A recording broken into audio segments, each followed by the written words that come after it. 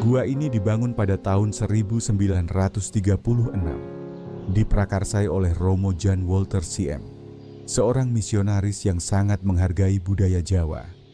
Dengan bantuan arsitek ternama Ir, Henricus Maclean Pont, Gua Maria Pohsarang dibangun sebagai miniatur dari Gua Maria Lourdes di Perancis, namun dengan sentuhan kearifan lokal yang kuat.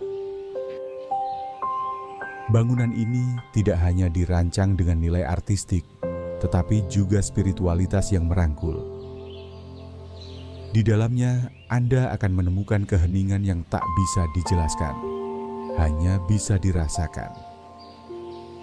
Patung kecil Bunda Maria di dalam gua pertama menyambut setiap peziarah dengan doa yang ditulis dalam aksara Jawa kuno.